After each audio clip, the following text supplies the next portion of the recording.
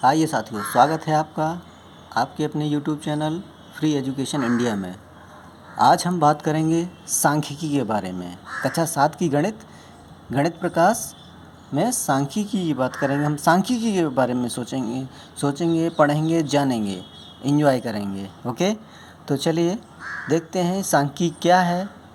वैसे तो आप सांख्यिकी के बारे में कक्षा 6 में थोड़ा सा पढ़ चुके हैं और उसके आगे पढ़ते हैं, जैसे पिक्टोग्राफ वगैरह, आप धंडारेख वगैरह पढ़ चुके हैं। आज हम यहाँ पर देखते हैं पाई चार्ट के बारे में। ठीक है, पाई चार्ट यानी कि वृत्त आरेख या पाई ग्राफ, ये हम जानेंगे। अब आइए बात करते हैं ये पाई ग्राफ होता क्या है, वृत्त आरेख होता क्या है। जैसा कि नाम से ही स्पष्ट है, वृत्त, तो ये वृत्त से संबंधित होगा, यानी कि इसमें जो भी सूचनाएं होंगी वो हम किसमें, वृत्त के रूप में प्रदर्शित करेंगे। वृत्त का मतलब जानते हो, एक सर्किल जो होता है उसी को हम वृत्त कहते हैं। तो अब वृत्त में कैसे निरूपित करेंगे हम, तो सबसे पहले इसकी परिभाषा जान लेते हैं। तो देखिए, ये वृत्त आरेख या पाई ग्राफ है। तो इसमें हम क्या है कि एक जो संपूर्ण वृत्त है, एक पूरा वृत्त बनाएंगे। संपूर्ण वृत्त को सूचना या आंकड़ों के आधार पर त्रिज्य खंडों में विभाजित करके प्रदर्शन करना वृत्त आरेख या पाई चार्ट कहलाता है।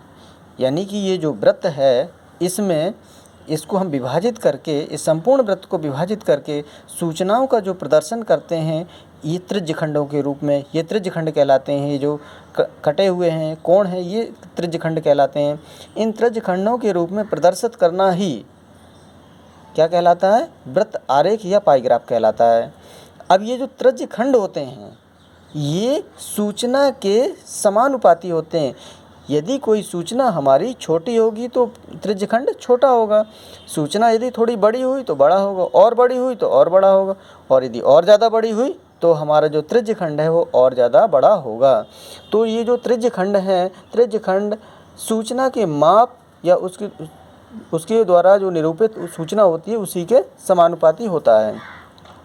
तो हम ये कह सकते हैं, संपूर्ण वृत्त को सूचना आंकड़ों के आधार पर त्रिज्य खंडों में विभाजित करके प्रदर्शन करना वृत्त आरेख या पाई चार्ट कहलाता है, जहां त्रिज्य खंड की माप उसके द्वारा निरूपित सूचना के समानुपाती होती है। ये हो गया हमारा वृत्त आरेख की परिभाषा। अब कैसे निरूपित करेंगे ये चीज़ हम जानते हैं एक्सरसाइज में। ठीक है, तो आइए एक एक सवाल को पढ़ते हैं। ये आपका अभ्यास 3A है। ठीक है, ये आपकी कक्षा 7 की किताब का है। तो आइए हम पढ़ते हैं एक एक सवाल को और लगाते हैं सरलतम तरीके से। तो पहला आपका जो प्रश्न है, किसी कक्षा की वार्षिक परीक्षा के 60 परीक्षार्थियों के परिणाम निम्नांकित पाई ग्राफ द्वारा प्रदर्शित या निरूपित हैं।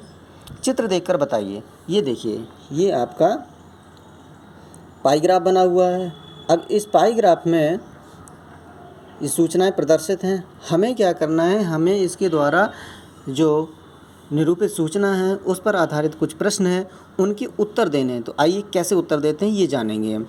तो इसमें ये जानना है कि विद्यार्थी कितने हैं, 60 शिक्षार्थी हैं। यानी कि ये जो संपूर्ण सूचना दी गई है, कितने लोगों के बारे में दी गई है, 60 शिक्षार्थियों के बारे में दी गई है। अब ये बताना है कि किसमें क्या होगा। तो पहला प्रश्न है हमारा, सबसे अधिक शिक्षार्थी किस श्रेणी में पास हुए। तो देखिए, जैसा कि हम देख पा रहे हैं कि सबसे बड़ा जो त्रिज्य खंड है वो कौन सा है हमारा, ये है 180 अंश का। ये वाला सबसे बड़ा त्रिज्य खंड है हमारा। और ये क्या लिखा है यहाँ, द्वितीय श्रेणी। यानी कि सबसे अधिक शिक्षार्थी जो हैं वो द्वितीय श्रेणी में पास हुए हैं। किस श्रेणी में पास हुए हैं, द्वितीय श्रेणी में। तो यहाँ पर हम क्या लिख देंगे, द्वितीय श्रेणी। ठीक है, हमारे सबसे ज़्यादा जो परीक्षार्थी पास हुए हैं वो द्वितीय श्रेणी में पास हुए हैं। तो यहाँ पर क्या लिख देंगे हम, द्वितीय श्रेणी। अगला प्रश्न है हमारा, सबसे कम शिक्षार्थी किस श्रेणी में उत्तीर्ण हुए हैं। तो सबसे कम किस में उत्तीर्ण हुए हैं, तो ये है, ये प्रथम में 60 अंश का है, ये 90। देखिए, ये कम तो ये है, लेकिन ये अनुत्तीर्ण वाला है तो इसको नहीं लेंगे। प्रथम में सबसे कम 60%, 60 डिग्री का जो कोण है ये प्रथम श्रेणी वाला है। तो सबसे कम किस श्रेणी में उत्तीर्ण हुए हैं, प्रथम श्रेणी में। यहाँ लिख देंगे हम प्रथम श्रेणी में। बहुत ही आसान होते हैं ये, बस केवल आपको समझना है, समझ लेंगे बहुत ही आसानी से आप इनके उत्तर दे पाएंगे। तो प्रथम श्रेणी में सबसे कम उत्तीर्ण हुए हैं। आइए आगे क्या है, अनुत्तीर्ण शिक्षार्थियों की संख्या कितनी। अब देखिए अनुत्तीर्ण शिक्षार्थियों की संख्या कितनी। अनुत्तीर्ण शिक्षार्थियों का जो कोण है वो कितना है, 30 अंश का है। ठीक है, तो 30 अंश का कोण है। तो सबसे पहले हम क्या करते हैं, जब भी हमें संख्या निकालनी होती है तो हम सबसे पहले अनुपात निकाल लेते हैं कि आखिरकार इस त्रिज्यखंड का और पूरे वृत्त का क्या अनुपात है। सबसे पहले हम अनुपात निकालेंगे। अनुपात कैसे निकालेंगे, संख्या निकालनी है हमें। किसकी संख्या निकालनी है, अनुत्तीर्ण शिक्षार्थियों की संख्या। अनुत्तीर्ण शिक्षार्थियों की संख्या निकालनी है, तो संख्या निकालने के लिए हम क्या करेंगे, संख्या निकालने के लिए हम सबसे पहले जो अनुत्तीर्ण शिक्षार्थियों का कोण है उसको लिखेंगे, यानी कि 30 अंश का कोण है, ये 30 अंश लिख देंगे। और पूरा वृत्त कितने का है, 360 का है, 360 लिख दिया। ये अनुपात निकालेंगे हम, और हमारे जो विद्यार्थी हैं वो कितने हैं, वो कुल विद्यार्थी हैं हमारे 60 विद्यार्थी हैं, यानी 60 के सापेक्ष ही निकालना है हमको। ठीक, देखते हैं। तो ये 0 कैंसिल हो गया, 3 का 3, 3 दूनी 6, 1/12। यहाँ हमारा आया 1 और नीचे 12, और 12 पंचे क्या होता है, 60। 12 पंचे 60। तो हमारी जो संख्या है वो कितनी आ गई, 5 विद्यार्थी। यानी कि 5 विद्यार्थी क्या हुए हैं, वो अनुत्तीर्ण हो गए हैं या फेल हो गए हैं। ठीक, इस तरह से हम निकाल देंगे। आइए अगला प्रश्न क्या कहता है, प्रथम श्रेणी और द्वितीय श्रेणी में उत्तीर्ण शिक्षार्थियों की संख्याओं में अनुपात क्या है।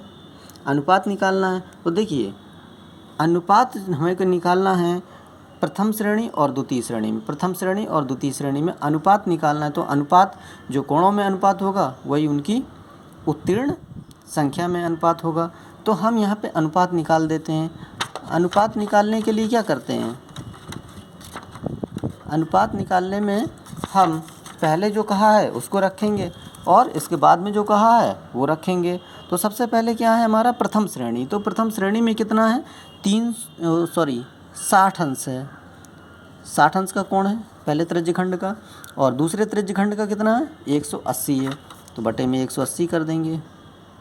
ठीक, 180 अंश हो गया। अब इनको काटेंगे तो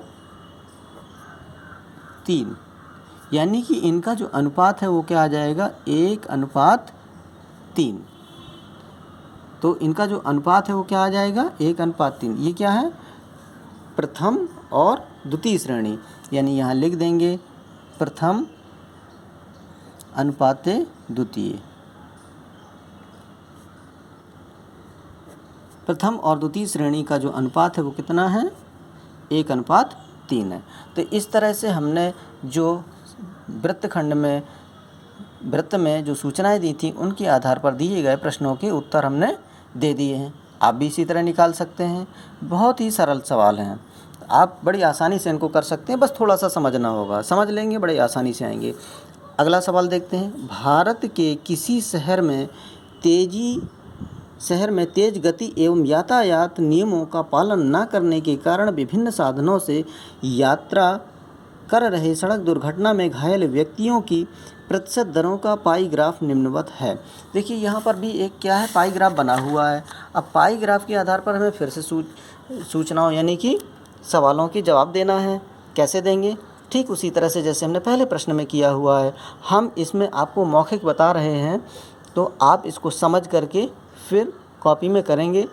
जहाँ परेशानी आएगी आप हमको कमेंट बॉक्स में कमेंट करेंगे और हम उसका उत्तर देंगे।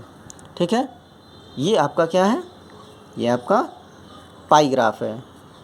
ठीक, अब पाई ग्राफ को देखकर निम्नलिखित प्रश्नों के उत्तर देना। पहला प्रश्न क्या है, सबसे अधिक घायल होने वाले व्यक्ति किस प्रकार यात्रा कर रहे थे। तो सबसे अधिक किसमें है, तो सबसे बड़ा देख लीजिए कौन सा कोण है, 144 अंश का कोण सबसे बड़ा है, बाकी ये सब छोटे हैं। तो सबसे अधिक जो घायल हुए वो कौन से व्यक्ति घायल हुए, जो पैदल यात्रा कर रहे थे। तो इसका उत्तर क्या हो जाएगा, पैदल यात्रा कर रहे थे, वो सबसे ज़्यादा घायल हुए। दूसरा क्या है, साइकिल से यात्रा करने वाले कितने प्रतिशत व्यक्ति घायल हुए, तो साइकिल के जो प्रतिशत थे, साइकिल वाले जो थे वो कितने थे, 36 अंश का कोण बना हुआ है, पूरा कितने का होता है, 360 का होता है। तो हम क्या करेंगे, अनुपात निकाल देंगे इसका भी, ठीक है,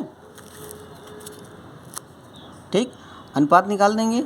अनुपात क्या आ जाएगा हमारा, 36/360, और प्रतिशत कितने में निकालते हैं, 100 का निकालते हैं, ठीक है, 100 का निकालते हैं ना, तो गुणा 100 कर देंगे, तो कितना आ जाएगा, 36 से 360 को जब हम काटेंगे तो 10 मिलेगा, और जब उसको भी काटेंगे तो हमारा क्या मिल जाएगा, 10% आ जाएगा, ठीक है। सरल भाषा में यदि आप समझना चाहें, देखिए रफली हम आपको बता देते हैं, ये 36 है, 36 लिखा हमने, 360 ये हो गया, गुणा कितना कर देंगे, 100 का कर देंगे, ठीक। तो 36 से ये काटा, 36 से 1 और 36 से 10 बार कट गया, 1 जीरो से ये काट दिया, कितना बचा, 10, ये 10% आ गया हमारा, ठीक। इस तरह से लगाएंगे तो साइकिल से यात्रा करने वाले जो व्यक्ति घायल हुए वो कितने प्रतिशत हैं, 10% हुए। इसी तरह अन्य निकालेंगे, मोटरसाइकिल से यात्रा करने वाले कुल कितने प्रतिशत व्यक्ति घायल हुए, तो मोटरसाइकिल का निकाल देंगे। मोटरसाइकिल कहाँ है, मोटरसाइकिल स्कूटर 90 है, 90 अंश का ये बना हुआ है, तो इसी तरह इसका निकालेंगे, 90/360 गुणा 100, कैलकुलेट कर देंगे, जो आ जाएगा वही आपका आंसर हो जाएगा। अगला देखते हैं, मोटरसाइकिल से यात्रा करने, मोटरसाइकिल का हो गया, पैदल व कार यात्रियों के घायल होने की प्रतिशतता कितनी है। अब पैदल व कार के लिए कहा है, तो पैदल और कार, पैदल कितने हैं 144, कार वाले कितने हैं 36, दोनों को जोड़ देंगे हम, 144 + 36 कर देंगे, ठीक है, यानी कि 144 + 36, तो ये कितना हो जाएगा, 6 और 4 10, हासिल 1 आ गया, 4 और 4 8 हो गया, और 180 अंश हो गया है। अब जब ये 180 अंश हो गया तो आगे क्या करेंगे, देखिए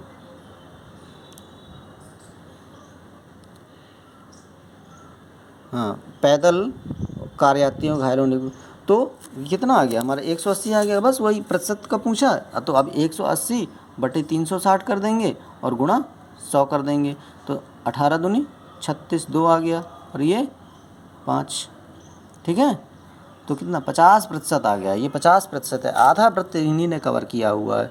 विभिन्न यात्रा साधनों से घायल होने वाले व्यक्तियों की कुल प्रतिशतता कितनी है, तो अब ये अलग अलग करके आपको निकाल देना है, तो अब ये करेंगे, ये आपके लिए होमवर्क होगा, आप करके हमको बताएंगे, ठीक है।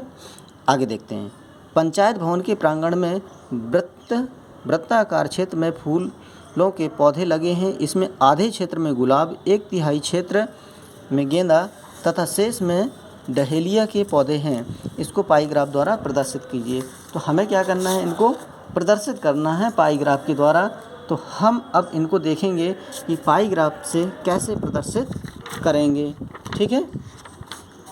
आइए, तो सबसे पहले तो इसके लिए हमें क्या करना होगा, एक वृत्त बनाना होगा, और वृत्त के साथ साथ पहले इसकी सूचनाएं हम एकत्र कर लें कि सूचनाएं हमारी क्या होंगी, क्योंकि ये प्रश्न नंबर है हमारा 3, ठीक है। प्रश्न नंबर 3 में कह रहा है, पंचायत भवन के प्रांगण में वृत्ताकार क्षेत्र में फूलों के पौधे लगे, इसमें आधे क्षेत्र में गुलाब, 1/3 क्षेत्र में गेंदा, ठीक।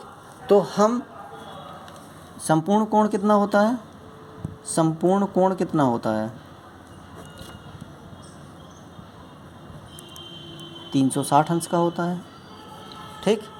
तो और ये क्या है, आधे क्षेत्र में, कितने आधे क्षेत्र में क्या है, गुलाब है, गुलाब का क्या है, गुलाब का कोण कितना हो जाएगा, गुलाब का कोण हो जाएगा आधा, कह रहा ना, यानी कि 1/2, 1/2 गुणे 360, तो ये हमारा कितना निकल के आ जाएगा, 180, ये काट देंगे, ठीक है, 18 दूनी 36 होता है, 180 अंश। तो गुलाब का जो हमारा प्रदर्शन होगा वो 180 अंश का होगा। फिर आगे क्या कह रहा है, 1/3 क्षेत्र में गेंदा। गेंदा का प्रतिशत कितना है? गेंदा का कितना है? गेंदा का 1/3 है, यानी कि 1/3 गुणे 360। तो ये भी अंश आ जाएगा हमारा कितना, 3 का 3, 3 दूनी 6, 120 अंश का। 120 अंश ये हमारा कौन सा हो जाएगा? गेंदा का आ जाएगा। फिर आगे क्या कह रहा है, शेष में डहेलिया है। ठीक है, आधे क्षेत्र में गुलाब, 1/3 क्षेत्र में गेंदा तथा शेष में डहेलिया के पौधे हैं। तो अब देखिए डहेलिया क्या है, डहेलिया का निकाल देते हैं। डहेलिया का कितना हो जाएगा? तो पूरे में से यानी 360 में से हम क्या करेंगे, घटा देंगे 180 प्लस 120 को। ठीक, तो कितना हो जाएगा, 360 माइनस, और ये 0 हो गया, 8 और 2 10 की 0 1 आ गया, हाँ 1 1 2 और 3, 300 डिग्री ये इन्होंने कवर कर लिया। हमारा बचा कितना, केवल 60 अंश, यानी डहेलिया का जो प्रदर्शन होगा केवल 60 अंश में होगा। अब बड़ी आसानी से इनको हम कर सकते हैं। एक जल्दी से हम फटाफट क्या करेंगे, एक वृत्त बना देंगे हम। ठीक है, और जैसे ही हमारा वृत्त तैयार हो जाएगा तो हम क्या करेंगे, वृत्त बनाने के बाद में उसको हम प्रदर्शन कर देंगे। यानी कि आइए कंपास के द्वारा हम एक वृत्त भी बना देते हैं आपके लिए। ठीक है, हाँ थोड़ा सा समय लग सकता है, लेकिन परेशान आपको नहीं होना है।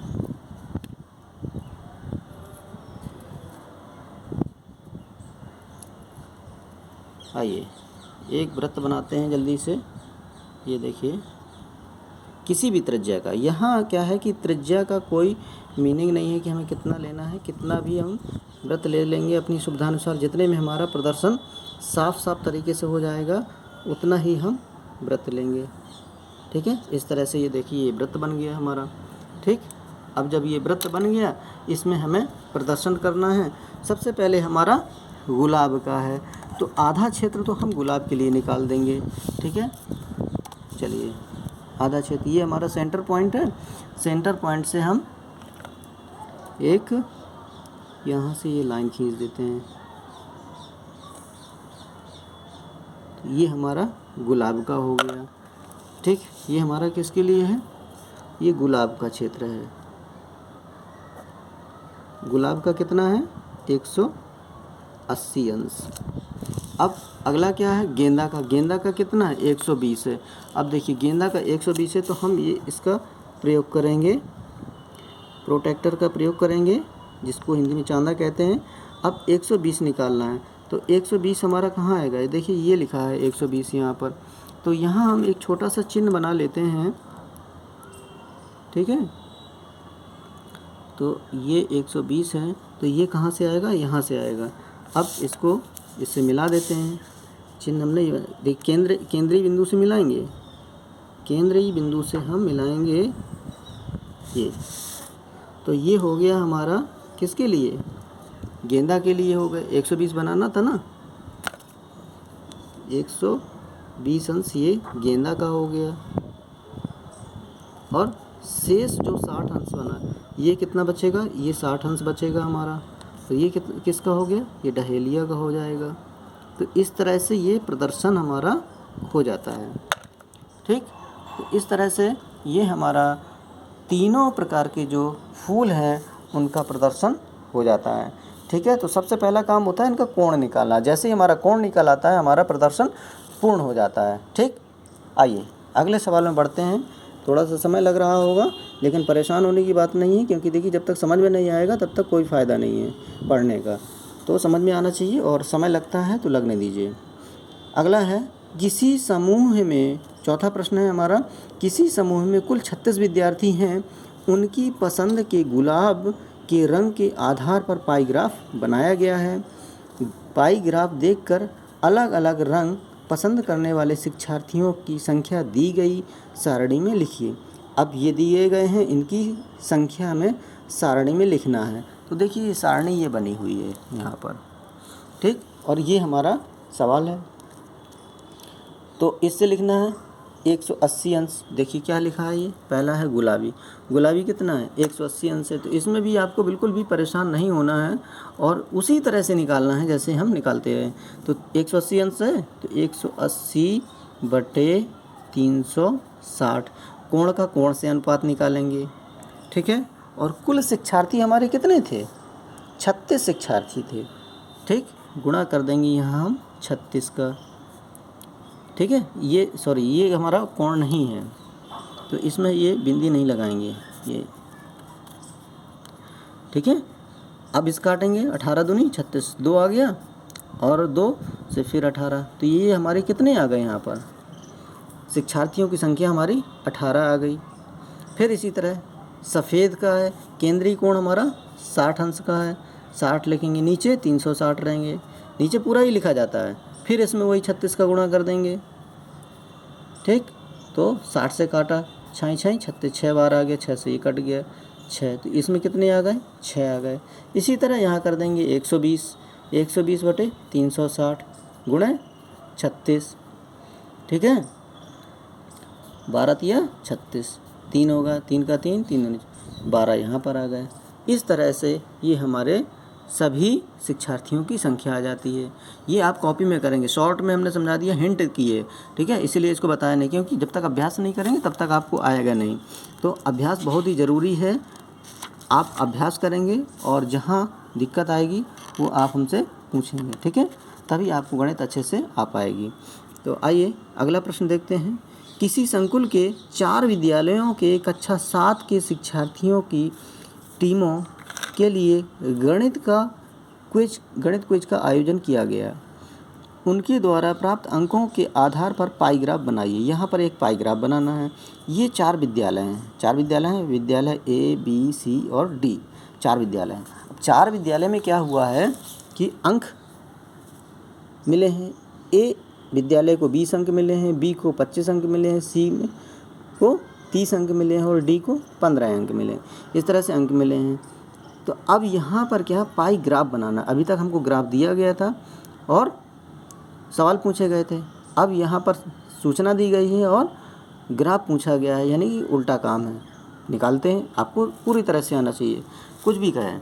आइए, पहले हमने क्या किया कि जितने प्राप्त अंक हैं हमें क्या करना होता है, अनुपात निकालना होता है। अनुपात के लिए क्या ज़रूरी होता है कि उनका हमें टोटल पता होना चाहिए, ठीक। तो कुल प्राप्त अंक निकालते हैं, कितने हैं ये, 20 प्लस 25 प्लस 30 प्लस 15 कितना होगा, 5 5 10 का 0 हासिल, 1 आ गया, 1 और 1 2, 3 2 5, 2 7 और 2 9। कुल संख्या, कुल प्राप्त अंक कितने हैं, 90 हैं। यानी कि ये जो डिस्ट्रीब्यूशन करना है, ये जो वितरण करना है, ये जो ग्राफ बनाना है, ये कितने में बनाना है, 90 में बनाना है। अब हमें क्या पता होना चाहिए, केंद्रीय कोण पता होना चाहिए। केंद्रीय कोण कैसे निकालेंगे, तो बहुत ही आसान है, अनुपात निकाल देते हैं पहले। ए का अनुपात कितना होगा, विद्यालय ए का कोण कितना होगा, 20 है। ये हमारे 20 अंक वाले हैं, टोटल 90 हैं, तो इनका अनुपात कितना हो जाएगा। और पूरा कोण कितने का होता है, 360 अंश का होता है। कोण निकल आएगा, ये 0 से 0 कट गया और 9 चौको 36 हो जाएगा और 4 दूनी 8 हो जाएगा। यानी कि ये कोण हमारा बनेगा 80 अंश का। बी का क्या बनेगा, बी में कितना है, 25, यहाँ पर 25 लिखेंगे, नीचे 90 होगा और इधर 360, फिर वही काम होगा। तो 9 चौको 36, 4 आ गया और 25 चौको 100, यानी कि यहाँ पर केंद्रीय कोण कितना बनेगा, 100 अंश का बनेगा। अब सी के लिए बात करते हैं। सी में कितना है, 30, यानी कि यहाँ कितना हो जाएगा, 30। कुल अंक कितने हैं, 90 हैं और पूरा कोण कितने का होता है, 360 का होता है। तो इसको काटेंगे हम, 9 चौको 36 और 4 तिया 12, यानी कि कितना हो जाएगा, 20 अंश का हो जाएगा। और डी नंबर का कितना है, 15 है, 15 अंक हैं। कुल अंक कितने हैं, 90 हैं। और कोण कितना होता है, 360 का होता है। तो 9 चौको 3600, 15 चौको 60, ये 60 अंश हो गया। यानी हमारे सभी कोण निकल आए। अब हमें क्या करना है, इनका प्रदर्शन करना है। ठीक, सबसे पहले क्या निकालना होता है, अनुपात। यदि आप भूल रहे हैं तो आप छोटा सा फॉर्मूला लिख सकते हैं। क्या, कोण बराबर क्या करेंगे, अंक बटे कुल अंक और गुणा किसका कर देंगे, 360। ये आप इस तरह से फॉर्मूले के रूप में इसको याद कर सकते हैं और लगा सकते हैं। आइए देखते हैं प्रदर्शन करके कैसा होगा इसमें। तो सबसे पहला कोण है हमारा 80 अंश का। कितना है, विद्यालय का कोण कितना है, 80 अंश का। तो देखिए अब 80 अंश का कोण बनाना है तो हम क्या करेंगे, सबसे पहले हमें इसका निरूपण करना होगा। तो अब निरूपण करने के लिए करेंगे क्या कि ये थोड़ा सा एडजस्ट करना पड़ रहा है, तो बिल्कुल भी आप परेशान मत होइए। हाँ, अब यहाँ पर क्या करेंगे हम कि इसको हमने लिया, सबसे पहले एक आधार रेखा कोई भी खींच देंगे हैं। तो आधार रेखा ये हमारा सेंटर पॉइंट है और ये हमारी आधार रेखा खींच गई। आधार रेखा खींचने के बाद में पहला है हमारा कितना, 80 अंश का कोण। तो ये हमने प्रोटेक्टर लिया यानी कि चांदा लिया और इससे हमने 80 अंश का कोण पे चिन्ह लगा दिया। 80 अंश का कोण कहाँ है, यहाँ बन रहा है, ये 80 लिखा है, इसके यहाँ पॉइंट रख देंगे। पॉइंट रखा और इसको हमने